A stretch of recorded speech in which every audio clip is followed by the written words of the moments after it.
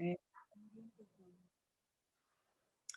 So good afternoon and welcome to another in our series of Green Party National Meeting 2021 workshops.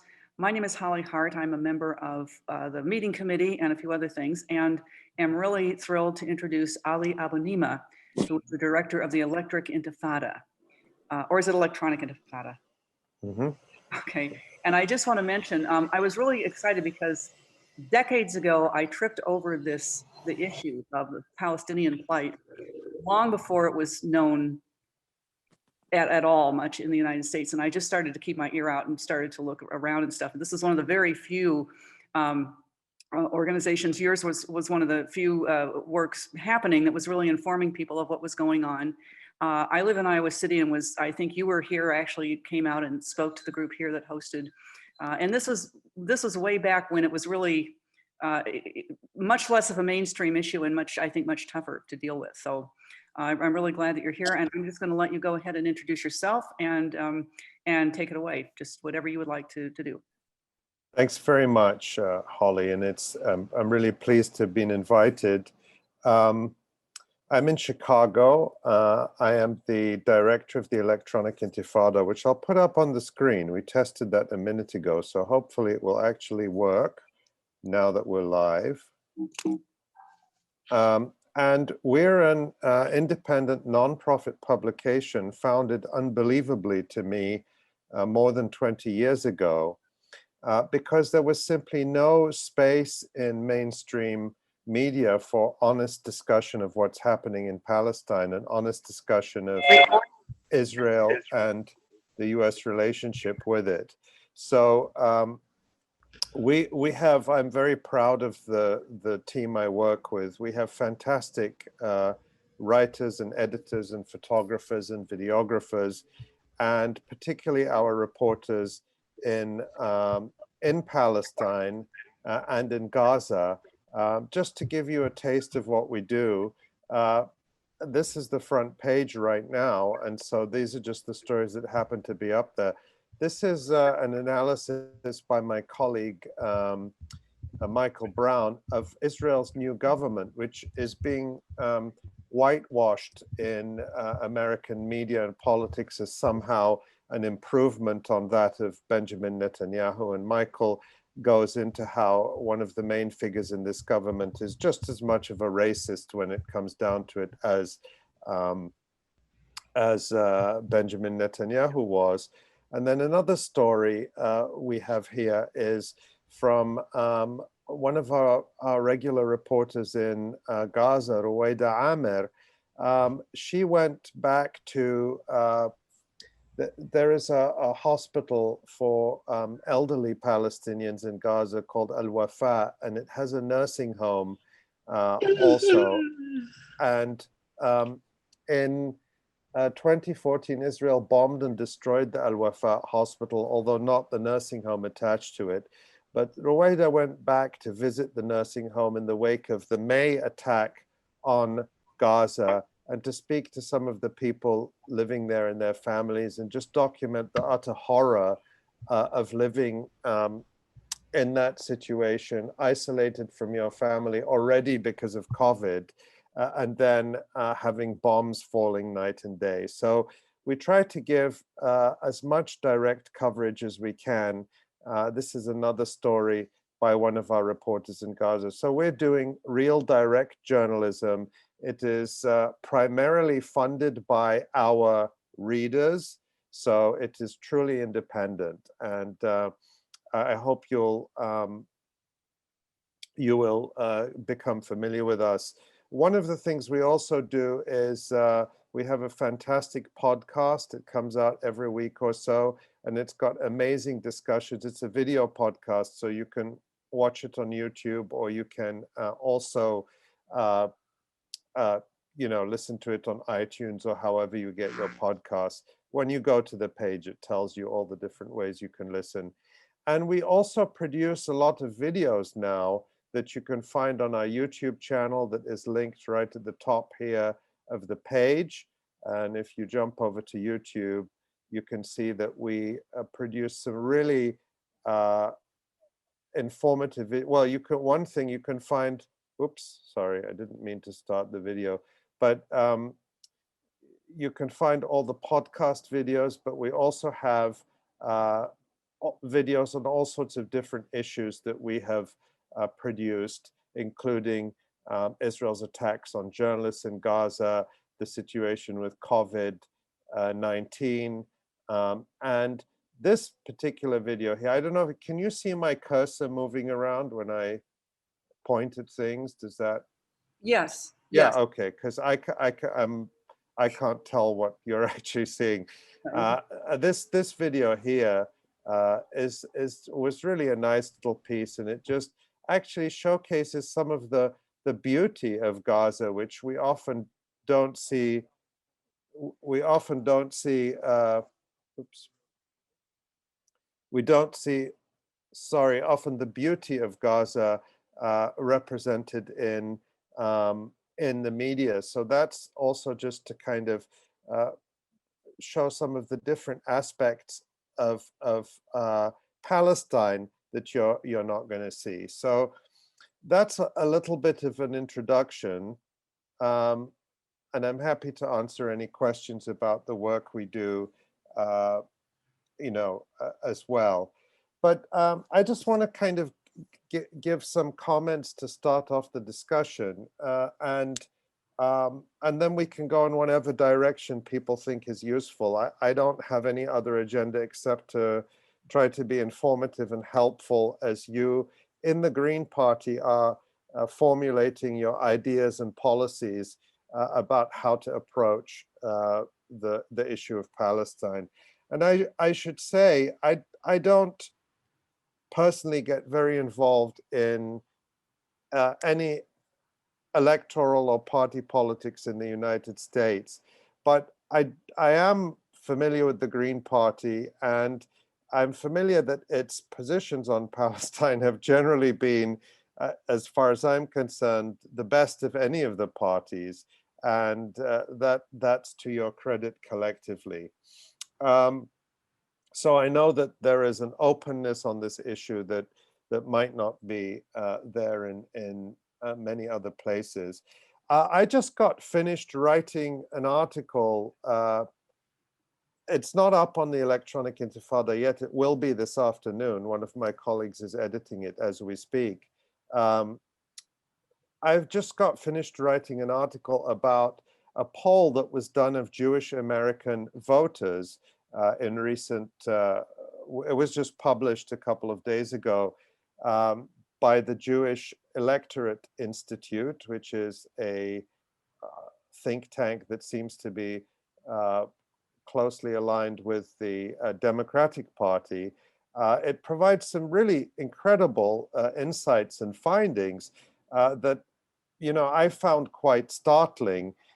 One of the sort of headline findings was that a quarter of American Jewish voters, according to the poll, consider Israel to be an apartheid state.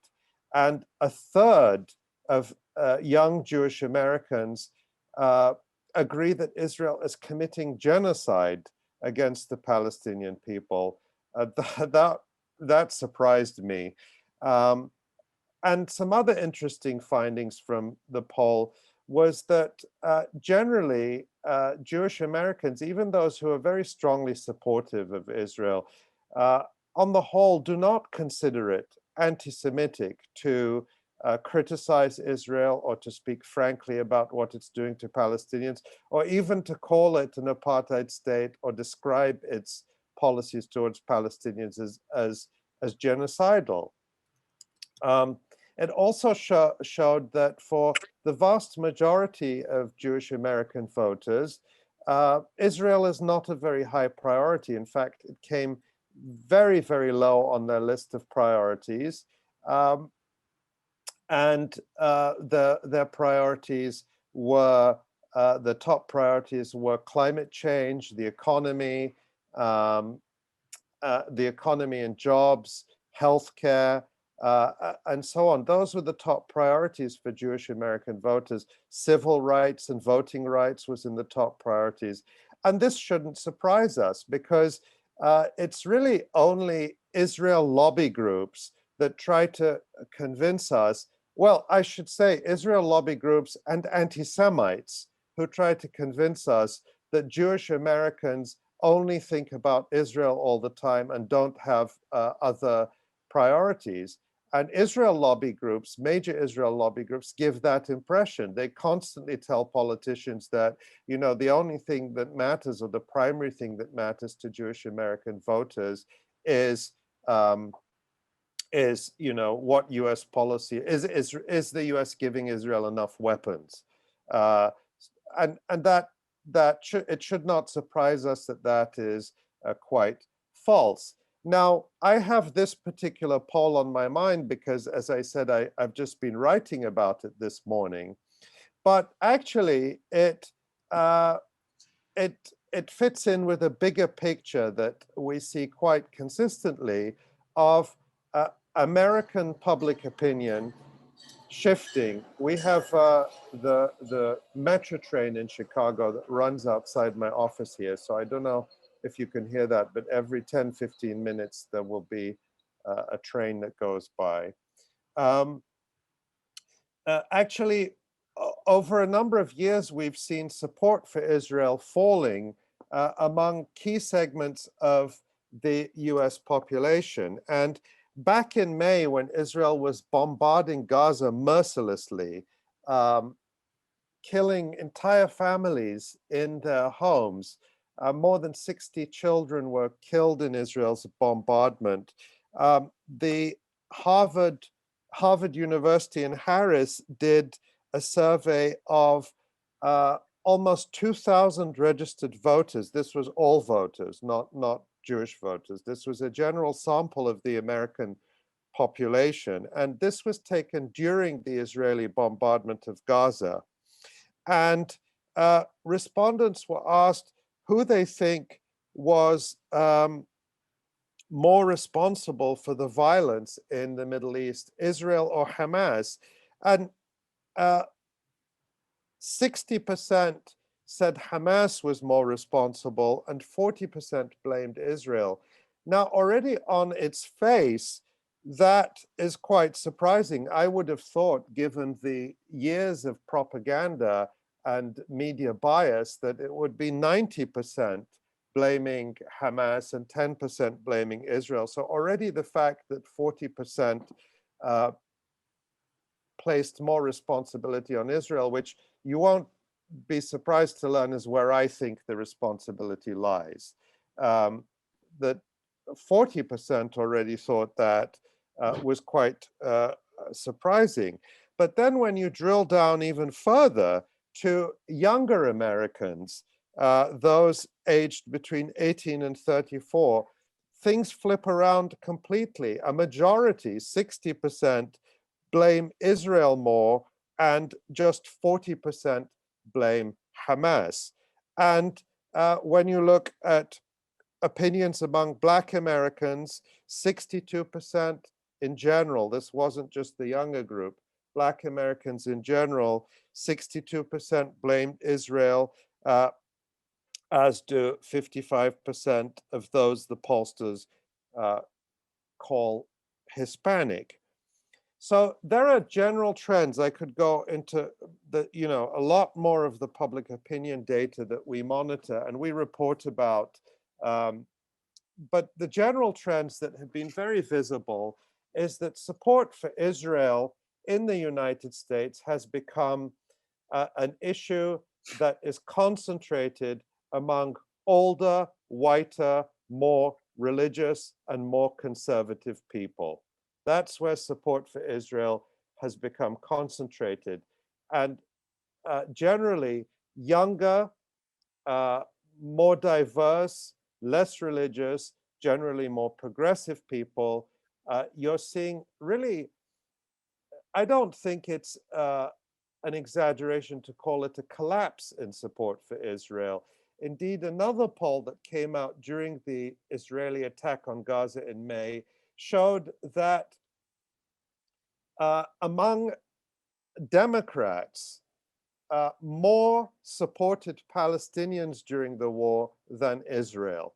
And that's astonishing because we know where the leadership of the Democratic Party is. And that brings me to another point I want to make, which is that we are seeing this sea change in American public opinion, and it's reflected in other Western countries, in Europe, in Canada. The rest of the world is already, of course, far ahead. It's just the US and the so-called Western countries who are always far behind on every major human rights and global solidarity issue. But we're seeing similar trends in all these countries. And we're seeing people in the United States, including young Americans, ready to accept the reality that Israel is an apartheid regime.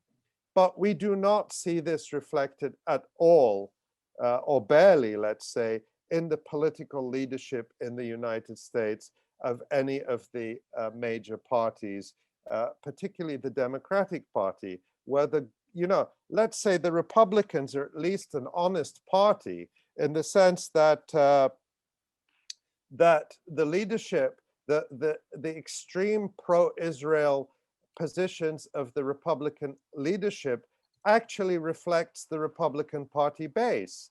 They're in tune with each other. But when you look at the Democratic Party, there is a very wide gulf between the positions of Democratic Party leaders and the Democratic Party base. The Democratic Party leaders still speak in the language of the 1980s of unquestioning, unconditional support for Israel, with a few small exceptions, but that's certainly what you get from President Biden and from Nancy Pelosi and from all the main leaders, Chuck Schumer, compared with the Democratic Party base, which, as I've just noted, is very ready to deal with the reality of what Israel is and very ready to engage in active solidarity with Palestinians. So there is no space in American mainstream electoral politics at this point for people who support Palestinian rights. Yes, there are a few progressive politicians and the Squad and so on who've made noises, more supportive of Palestinian rights, but even some of their positions, they tend to go back on. We can certainly get to that in the discussion. But the bigger point here is, I think, the American public, at least very large segments of it, are ready for positions that are radically supportive of Palestinian rights, radically supportive of ending US support for Israeli apartheid, US support for Israeli militarism. We have an American public that understands that you cannot profess progressive, egalitarian, democratic values and at the same time support an ethno-state, a racist ethno-state like Israel. So I think in that sense, the Green Party has a unique opportunity and a role to answer some of the call and I think the hunger among many Americans for a politics that is a politics of international solidarity, of anti-militarism and anti-imperialism that is absent now. And I know that the Green Party has been very supportive of the boycott, divestment, and sanctions movement. And this is crucial at this moment. Palestinians are in a position where of extreme disadvantage in power compared with Israel. On the one side, you have a incredibly powerful military armed by the United States, armed by the European Union, supported even by Arab regimes in the region, and able to act with almost complete impunity. Palestinians, on the other hand, are an indigenous people, a large rural population, a displaced population that doesn't have advanced weaponry, that can only defend itself with very limited means. And we live in a world where it seems no form of Palestinian resistance is acceptable. Pretty much everything is demonized as terrorism. But here we have the BDS movement, which just turned 16 years old a few days ago, rather. In 2005, in July 2005, Palestinian civil society collectively put out this call to the world, a very minimalist call, in my opinion, that says, don't help our oppressors, don't trade with them, don't support their propaganda, don't give them cultural and artistic and academic cover to allow them to polish their image while they murder us and steal their land. And it has been a hard-fought battle over these 16 years to get to the point where there is broad acceptance of boycott, divestment, and sanctions as legitimate tools of an occupied, colonized people to fight for their liberation. And so the other thing is to commend and urge people in the Green Party to continue to support and promote boycott, divestment, and sanctions as a way that people in this country can actively support Palestinian liberation. So I think I want to stop there and open this up to questions and discussion. I know there's a lot more that there is to discuss, but I find that in the discussion, a lot of those things will come out. Thank you very much. I'm going to switch to gallery view for the moment, and what I'd like to have, I can't hear you. is this better? I can't hear you. I don't know if others can. That's. I can hear you. All right. Sorry, I can now because Okay. I had muted my sound. So that's my own ineptness with the technology. I apologize. That's okay. So I just want to mention one thing. Because like I said, I tripped over this issue decades before anybody knew about it in this country. And I'll tell you that the left, this was controversial even on the left until very recently. What you're saying came about like within just the past few years, very, very quickly. And I can tell you that older Jewish persons may have had some sympathy, but they kept it quiet. On either coast, it was kind of kept quiet. The Green Party was really out in front of this very early on, but even then it was controversial until more recently. But I think there's a larger quiet segment of probably mainline Protestants and other people out there, and especially in the middle western part of the country, that were already ahead of this, but very quietly in a very different tone. I don't know if you're familiar with any of that. I was just mentioning that so that people realize there actually is been a broader growing segment of support for the Palestinian issue. Well, one of the things I used to do a lot before the pandemic was actually travel around a lot and speak and take part in events and conferences. And so I could say that was true from firsthand experience because I was fortunate to meet people all over the country. And I think that's right. There's a lot of people, a lot of the tactics that pro-Israel groups use is just to try to terrorize people into silence by making this a third rail issue, that if you criticize Israel at all, you're going to be smeared as an anti-Jewish bigot. You're going to, we've seen this happen. You'll get reported to your employer. You might lose your job. There's all sorts of tactics that have been used to kind of enforce this silence. But it is changing because and I think in May, there was a sea change. Of course, I follow these things very closely, and it was Israel lobby groups and even Israeli officials were almost in a panic about how their usual propaganda strategies were failing.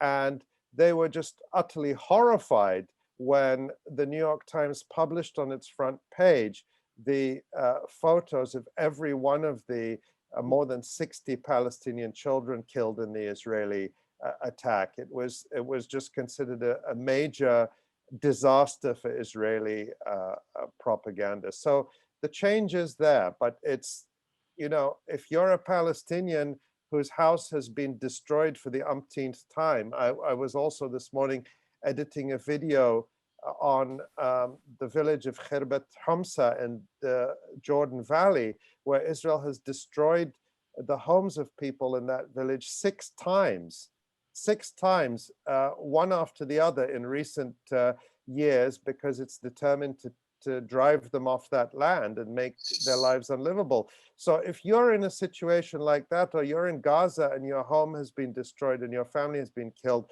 the change that's happening in the United States, we may think it's very impressive, but it's much too slow.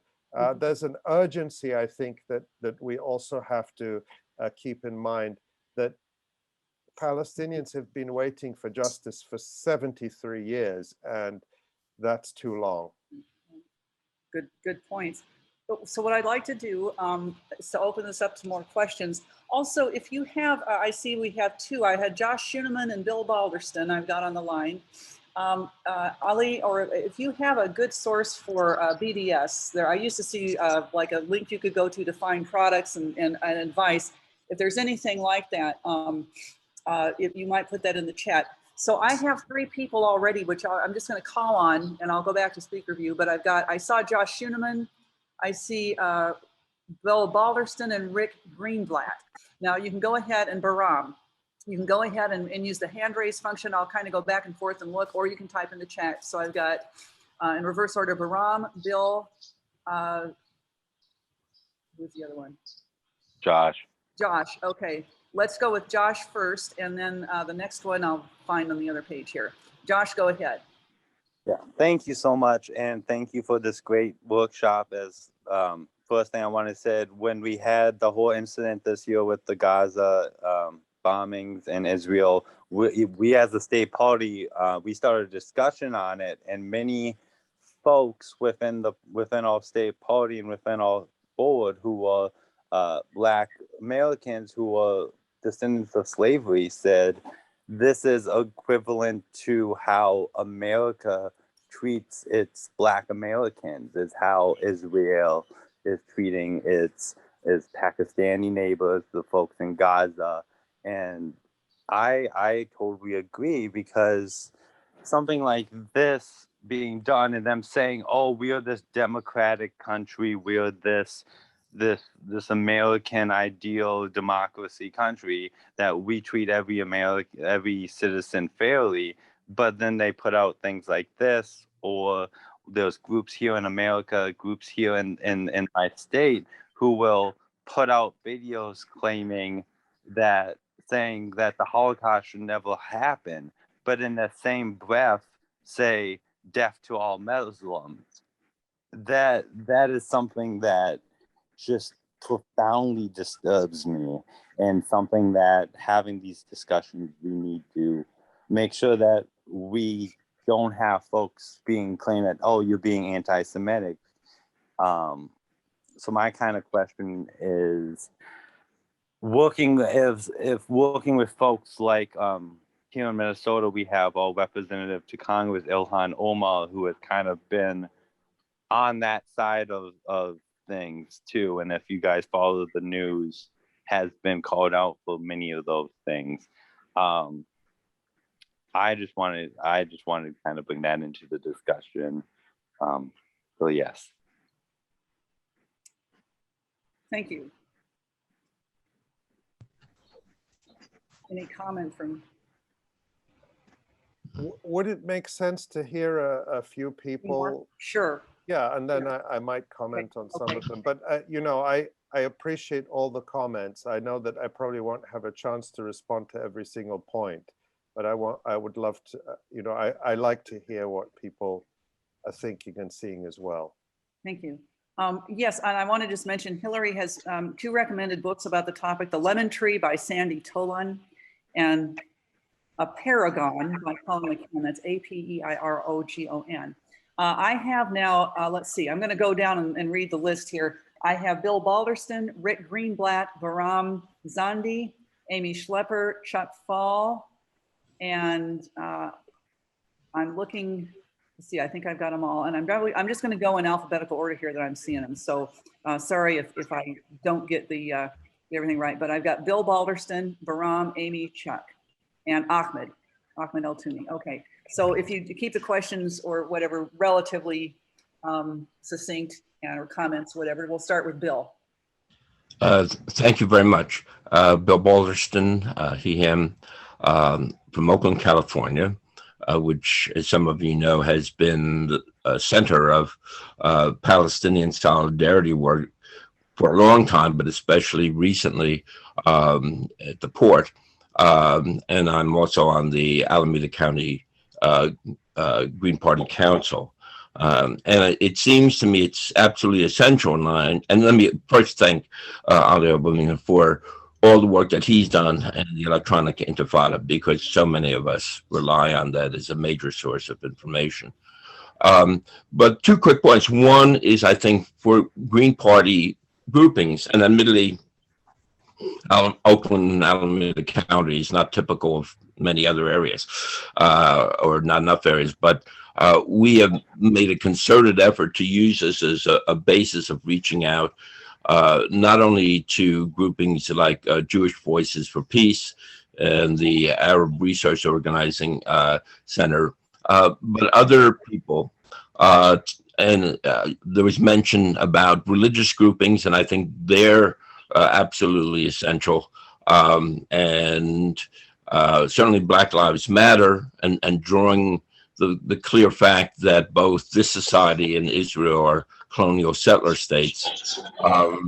And finally, and this might be more difficult in many areas, trying to reach out to the labor movement and involvement with that. Because of their ties to the Democratic Party, it's very hard. And the other point is, it seems to me, in supporting BDS and showing our solidarity for the Palestinian struggle, we also have to situate it in our opposition to U.S. imperialism generally. And we see an administration now that's hell-bent on warmongering, on increasing threats to nuclear confrontation. And the irony is, for all the talk about the lack of the two parties cooperating on any kind of domestic measures, there is a high level of unity, of bipartisanship, not only around support for Israel, but generally for the kind of imperialist warmongering that's going on. So I think we have to situate our work in this big picture, as well as be very specific about our support for the Palestinian struggle. Thanks. Thank you. We'll continue to go on. I just want to mention, if you're on and you're not muted, you might, when you're not talking, go ahead and mute. Sometimes you get a little bit of, it's not horrible, but we'll get a little feedback. I have, let's see, Rick Greenblatt, Baram, Amy, Chuck, and Ahmed. So let's go to Rick Greenblatt next. Thanks. Yeah, thanks, Ali, for your exemplary work for so many years. It's just been so useful, so brilliant. I want to preface my question with a little bit of background. So I was raised in a Zionist family. In the early 70s, I broke with Zionism. I supported a one-state solution. I supported the right of return. I've been consistent about that over a long period of time. One of the things that motivated this change was an Israeli group called Matzpen, no longer existing, and at the time, I'm sure, a very small anti-Zionist socialist group within Israel. And this raises my question. It's a two-part question. Is there actually a left, an anti-Zionist left in Israel?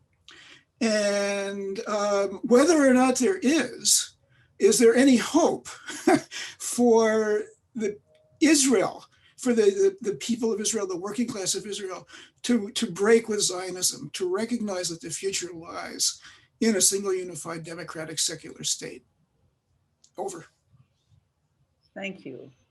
And we'll mark that specific question down for Ali to get back to. We'll go through and then take a whole stack here. I have Baram next. Baram Zandi. Yes, thank you. And I was very happily surprised to see Ali speaking, and also I'm glad to see Mikko Pellet coming.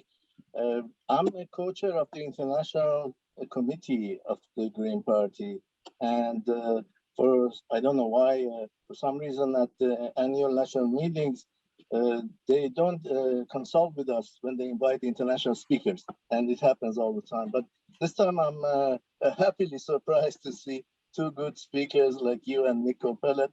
And as you mentioned, you're very correct that we have probably the most progressive platform among all the Green parties around the world on our position on Palestine.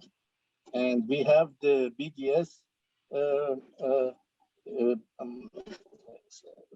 line in there, and also we support the one-state solution, which I think Mikko Pellet will be talking about that. And these were the result of the works of our previous co-chair, Justine McCabe, that you might know. She's an expert on Palestine, and she developed these planks for our platform. And here I just want to invite other Greens who didn't know about us. Every state can have 3 representatives at the International Committee, and I invite you guys to join us if you're interested in issues like this. Thank you. Thank you, Baram. Yes, the International Committee does some really good work. And I remember being just stunned when I heard Justine McCabe's presentation. I thought, there's only one out here. We'll continue here. Next I have, there's Amy, Chuck, and Ahmed. Amy Schlepper. Schlepper. Sorry, Amy Sachs, S-A-C-K-S. Oh, I'm sorry. Okay, well, I know a different Amy, yes. So that's... No, that's okay. That sounds cooler, actually. I wish I could go with that. I want to thank everybody who came out today, but especially Ali. I hope if he has time, maybe he'll say something about the unfortunate connection between U.S. Zionism and U.S. evangelical Christianity. I feel like if more liberal and left Jews I know who are still committed to the Israeli state understood that unsavory connection, they would be a lot more open about the problems in Israel today. So thank you. Thank you, Amy. We've got 2 more questions, one from Chuck Fall. Chuck, go ahead. Hi. So I'm not sure what the Green Party position is. I haven't looked at the platform on the Palestinian situation. It's quite lengthy, and I understand the boycott, divest movement, and that pressure needs to be brought to bear on Israel to give in, to give up power. And so I'm kind of, I struggle with, how the Green spirit for the decentralized grassroots democracy could speak to a peace movement. And as someone else mentioned, that the problem of the militarism. And so I'm interested, and I'm wondering if the one-state solution, I have some doubts about that, and I don't know if that is the actual best program or the best thing to call for. And I'm wondering if crafting a peace argument and a kind of a stand down of militarism, and this would be a message that could apply across the country, around the world, so that the message is, certainly Palestinian liberation and freedom from, Israeli domination, but also a model for peace that would speak to the need to militarily stand down so that people have time and energy to save the earth, to restore nature, to deal with the climate, the global warming problems. And I'm interested in a messaging, I guess that's in a way that speaks to the whole world, but addresses the needs for the Palestinian liberation. And I'm wondering if some peace movement that spoke to Murray Bookchin's libertarian municipalist view of that decentralized free cities, where freedom to travel, freedom to learn, freedom to do commerce is the overriding principles for the freedoms. So that's just kind of, I'm just rambling and searching here. Thank you. Thank you, Chuck. And I'm writing down the questions here. So the final one I've got here is Ahmed El Tuni. Ahmed, if you want to go ahead. Hey, Ali, thanks for coming on. Great work that you're doing. I just had a quick question in terms of the numbers that you were sharing and the movement that we have on this issue. Do you have any information or numbers in terms of the question of, does Israel have a right to exist? Because that's kind of a soundbite that we have in politics, where if you answer no, you're an anti-Semite. If you answer yes, you're kind of accepting settler colonialism. So I'm just wondering if you have any information on that particular question. Thank you. Good questions. So I'm going to, let's see, I'm not sure if I'm getting another. Well, there was quite a lot there. So Yeah. should I address some of that, and then maybe we'll be able to do another round? Yeah, so I'll tell you what I came up with, and maybe this is, the questions I heard were, first of all, if there is a kind of a left or resistance inside of Israel, questions about the one-state solution, and is there a different model? And yes, the one-state solution is supported by the Green Party, but the question about that, any kind of poll numbers about and analyzing the question, does Israel have a right to resist, and how that plays out, interpretation, right to and then the Zionism and the current connection with the form of evangelical Christianity. Right. Yeah, thank you. Those were all really great questions and comments, and I did my best to also write them down as I was listening. Rick's question about the anti-Zionist left in Israel. I'm familiar with Metz Pen. They really did important intellectual work. And within Israel, there has always been a very tiny anti-Zionist opposition. And very tiny is really the key word here. And today I would say it's probably smaller than it's ever been, in the sense of an organized anti-Zionist position. Many of the anti-Zionist activists I became familiar with in Israel from a distance over the last few years, as far as I know, are now mostly outside the country. They've effectively been driven out. They're, in Berlin or in, scattered across Europe. And that's not really very surprising. Israel is a settler colonial society, and I would say that collectively the population is really in the grip of a settler colonial psychosis, which is very similar to what you find among settler colonial populations everywhere. This sort of fragility, that where they feel that they even sincerely feel that they're the ones who are the victims and who are on the verge of being exterminated or driven out, when the reality is they're the ones who hold all the power and are doing the exterminating and the driving out. It's a familiar settler colonial psychosis. It was certainly apparent in apartheid South Africa, and it's here in the United States as well. And so the reason Palestinians call for international solidarity and BDS is from an understanding that there is no internal dynamic within Israel that can bring this situation to an end. That Israel, for all its pretensions to be a democracy, Israeli so-called democracy doesn't allow anti-Zionism. You can't be a party that's elected to the Knesset that doesn't, support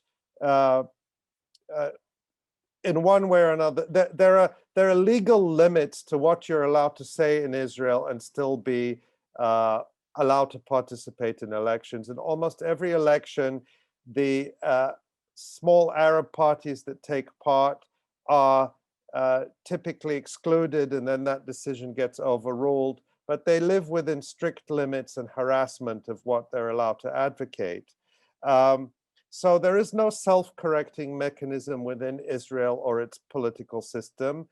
And often we've heard opponents of the boycott, divestment, and sanctions movement use the alleged existence of a Zionist, of an Israeli left as a foil to try to undermine the Palestinian call for BDS by saying, oh, we need to support dialogue with this Israeli left so that, we need to strengthen them and not be isolating them. I'm certainly not suggesting that that was at all behind your question, Rick.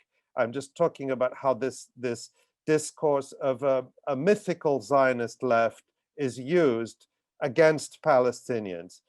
There are no, the most left-wing parties in Israel, Israeli Jewish parties, are all Zionist parties, parties like Meretz and the so-called Labour Party, all oppose the right of return for Palestinians, all believe in a Jewish Zionist state. The only parties that call for Israel to be a state of all its citizens, but still are forced to adhere formally to a two-state solution effectively if they want to participate or really or remain in the Knesset, are the small Arab parties. And the main Israeli labor movement, the Histadrut, is avowedly Zionist and anti-Palestinian. And a good example of that, actually, Bill brought up the amazing, fantastic action, the Block the Boat action at Oakland Port, which is really a huge inspiration and victory for solidarity. There were other actions like that around the world. For example, in Italy, dock workers refused to load a ship with weapons that was destined for Israel. And in retaliation, the Histadrut, the Israeli Zionist Labor Federation, the main labor federation, instructed port workers in Israel not to handle Italian ships in retaliation. That's the so-called labor movement in Israel. A slightly different aspect to your question is there the prospect for an Israeli working class, an Israeli Jewish working class, to see commonalities and a common struggle with Palestinians? I think that potential exists, just like there is a potential for white working class people in the United States and black working class people to join in a common struggle. But our politics has been structured to prevent that. And in fact, it was the deliberate, the so-called Southern strategy of Nixon to foster white working class resentment against black people, sort of to keep the people at the bottom rungs of economic society in the United States fighting each other in order to block and prevent that kind of solidarity from developing. And we are still, and that has now come to dominate American politics, sadly. That kind of solidarity is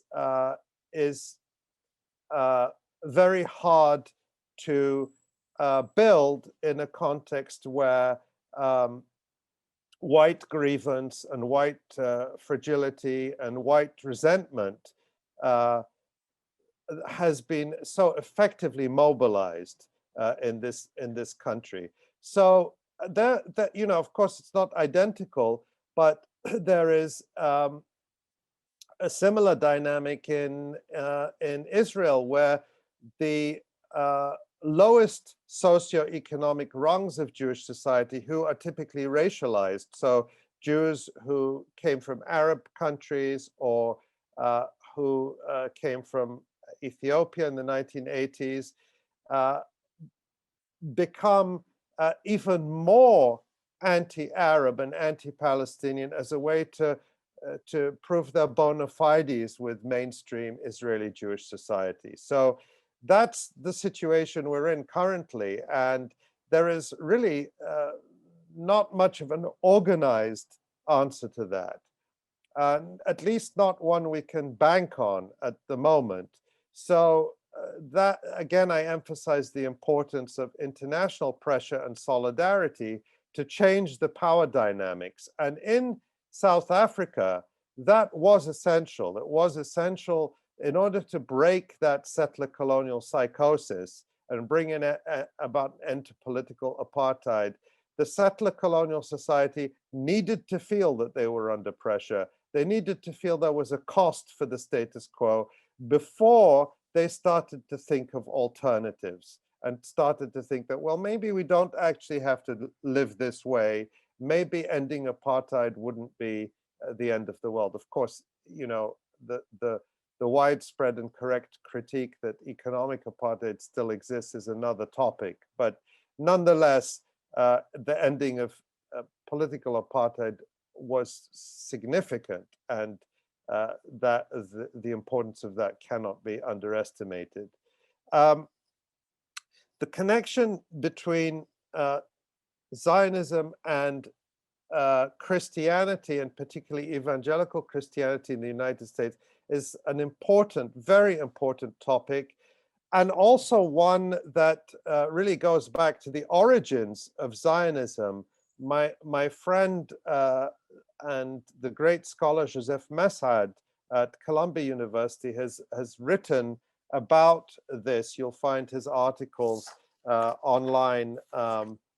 Let's see, I'll just type his name here while I speak.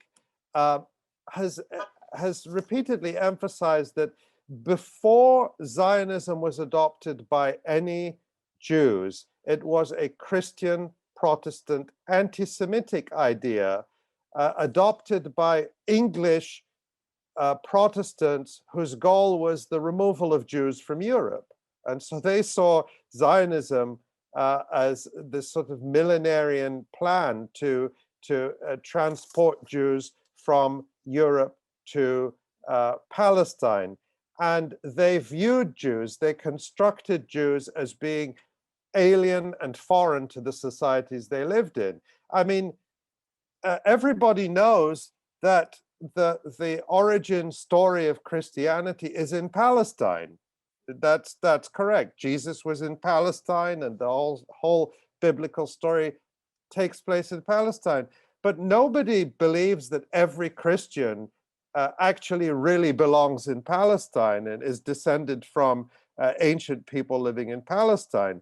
And yet, anti-Semitic Protestant Zionism in the 19th century constructed every Jew not as a European, but as actually really a foreigner belonging somewhere else, in a way that they never did for Christians, whose religion also originates or constructs its origins as being in the Holy Land. So today, one of the biggest forces for Zionism is organized Christianity in the United States. Groups like Christians United for Israel, founded by Pastor John Hagee, who is whose theology is fundamentally anti-Semitic. They don't talk about it as openly as they used to, because they understand that it's not good for business with the mainstream and certainly with Jews. But their theology is that Jews have to go to Israel in order to bring about Armageddon, in which Christians will go to heaven, and some number of Jews who accept Jesus will go to heaven, but the rest will be destroyed in the fire. That's their theology, and that's why they support Israel. And in the poll I mentioned earlier, the poll of American Jewish voters, one interesting finding was that the vast majority of Jewish voters do think anti-Semitism is something to be concerned about, something like 90%. But the vast majority believe are more concerned about anti-Semitism coming from the political right. And that's correct. That's really where it lives. And when we saw the horrific terrorist attacks on the synagogue in Pittsburgh and in Poway, California, and other such attacks on Jews in the United States in recent years, they have come from white supremacist neo-Nazis spouting right-wing anti-Semitic garbage. And at the same time, what we saw, and I've written about this too, the article I wrote today that will be online this afternoon makes reference to this. We saw many Israel lobby groups and even Israeli leaders constantly downplaying right-wing anti-Semitism, the lethal armed anti-Semitism of the far right, downplaying it and talking up on totally bogus grounds that there's this wave of left-wing anti-Semitism. And it was such a bogus campaign that was used basically to smear and destroy Jeremy Corbyn, the leader of the British Labour Party in recent years, based on totally false allegations of anti-Semitism. Why? Because the left is where there is support for Palestinian rights. The left is where there is solidarity. The right is where there is support for Israel. So we saw Israel and its lobby protecting anti-Semitic, far-right Christian Israel lobby, people like Hagi and people like Viktor Orban, the anti-Semitic Prime Minister of Hungary. Why? Because they support Israel. So we see that on the far right, the evangelical Christian right as well, there is no contradiction between hatred of Jews and support for Israel. Whereas on the left, and as Palestinians, we are consistent in our solidarity with all victims and targets of racism and bigotry, including Jewish people. We stand against any form of racism or bigotry against Jewish people, as we stand against any form of racism and bigotry and violence against Palestinians, the main purveyor of which, of course, is the Zionist state of Israel.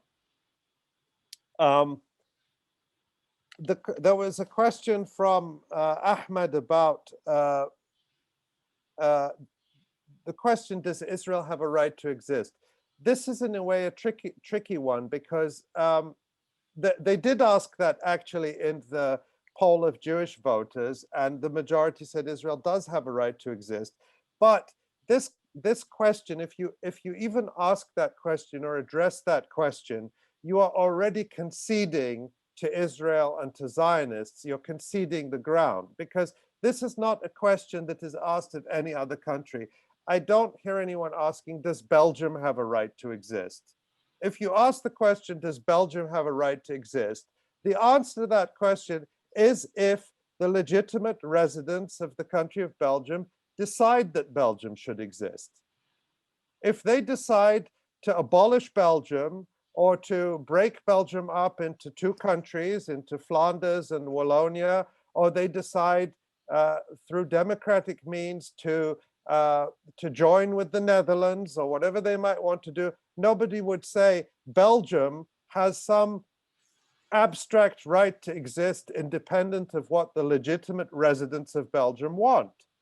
So the question itself is a trick question. It's designed to get us to accept a priori that Israel has some right that no other country has. It is not countries or states that have rights, but the people who live in them. And so the question then is, who has the legitimate right to self-determination in historic Palestine? The Palestinian people do. They have been denied that right, and the legitimate residents have been, large numbers of them have been expelled outside the country and not allowed to return solely because they're not Jewish.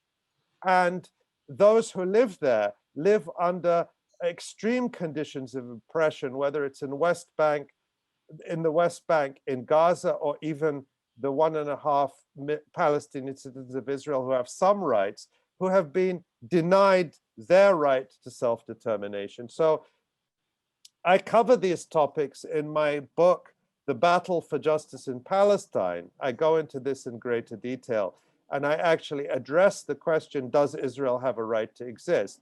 And the correct answer to that question is that the legitimate residents of historic Palestine have a right to self-determination. And the next question you would ask me is, well, what about Israeli Jews? And my answer to that is that they have a right to participate in self-determination with Palestinians, but only as equals, not as colonizers, not as settlers. And so ultimately the deal has to be that in exchange for giving up their settler colonial privilege and power, Israeli Jews would gain equality and gain the right to self-determination as part of a collective in the country. And that ultimately has to be, you know, what are the models for ending settler colonialism? We've seen a number of them. We've seen in many parts of Africa, it was that the settler colonists left rather than accept equality with the indigenous people they had abused and oppressed for so long, that they would not tolerate equality. In France, in Algeria, French settlers could not accept the idea of equality with Algerians. And so they went back to France, a country where their white supremacy was guaranteed. In South Africa, the deal with the white minority, the white settler colonial minority, is you give up your monopoly on power, you give up apartheid, you gain citizenship, you gain equality. For 1 million white South Africans, equality was absolutely unacceptable, and they left.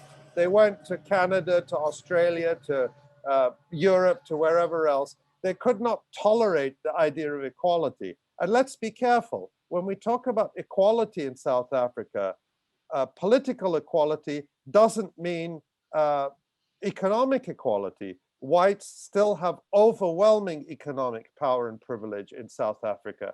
But for 1 million whites, political equality and economic dominance was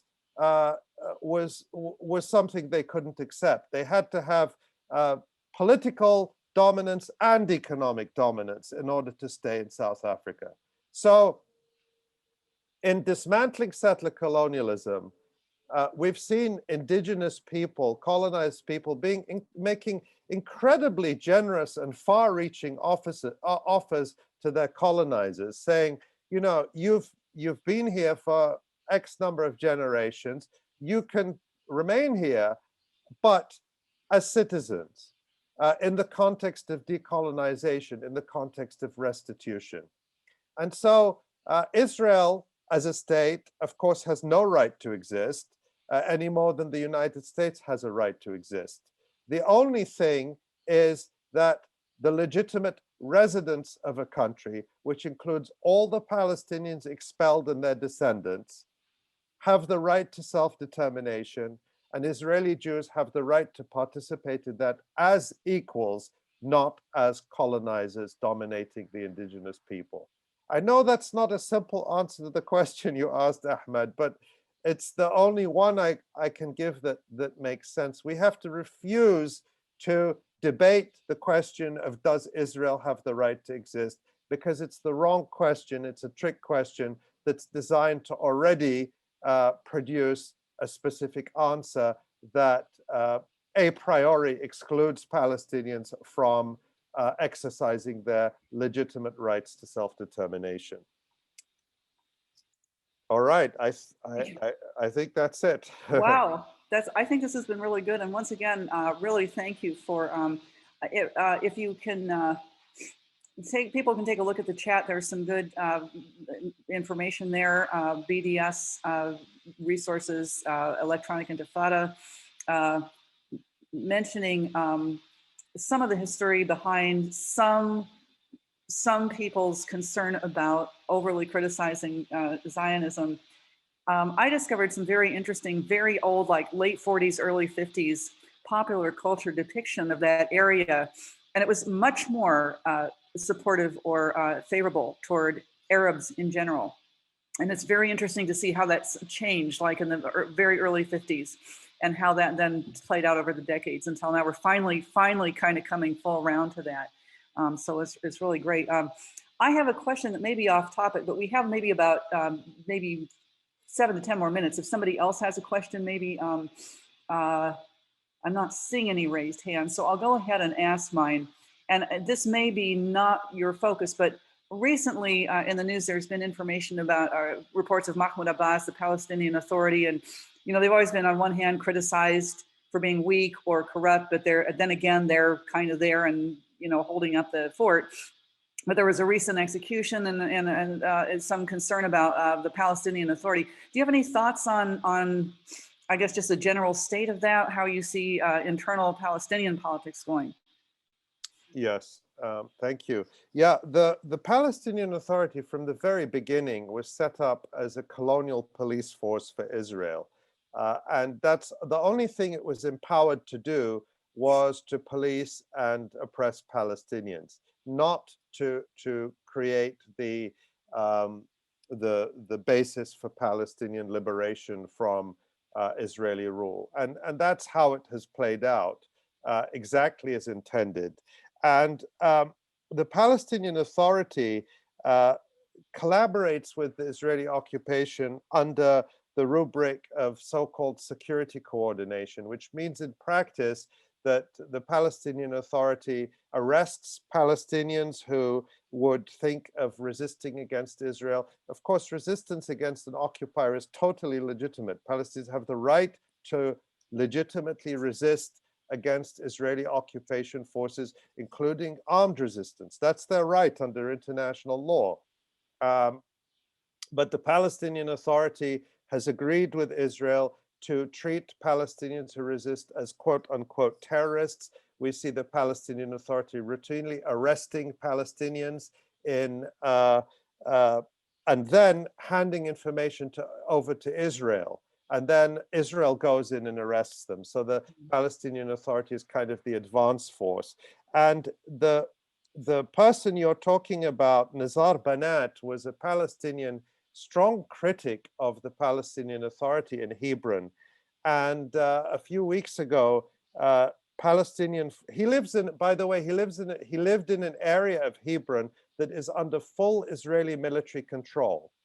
And the Palestinian Authority forces cannot enter those areas without coordination and permission from the Palestinian Authority, coordination and permission from Israel. So Palestinian Authority forces went in and arrested him from his home in an area totally controlled by Israel, which means it must have been done in coordination with Israel. And they took him and interrogated him, and within a few hours, he was dead, brutally beaten, horrific injuries all over his body, according to doctors who attended the autopsy. And this, unfortunately, has been the role of the Palestinian Authority since the start, which is to oppress Palestinians on behalf of Israel. So the Palestinian Authority is not and has never been a vehicle for Palestinian self-determination, independence, and liberation, sadly. Thank you. And by the way, the shortcut answer to knowing that is that the US government and the European Union fund it. They don't fund things that actually would support Palestinian liberation. They fund the Palestinian Authority precisely because of its role in helping Israel to occupy and oppress Palestinians. And if the occupation ended, a whole class of people, an elite dependent on Israeli occupation and aligned with the Palestinian Authority, their interests would collapse. So their goal is actually, they don't say it, But without Israeli occupation, the Palestinian Authority would collapse, just like the so-called black homelands, the Bantustans in South Africa, collapsed with the end of apartheid. These were not genuinely independent black states, but puppet regimes of the South African apartheid regime. And that's effectively what the Palestinian Authority is. Thank you. We have just maybe a couple more minutes.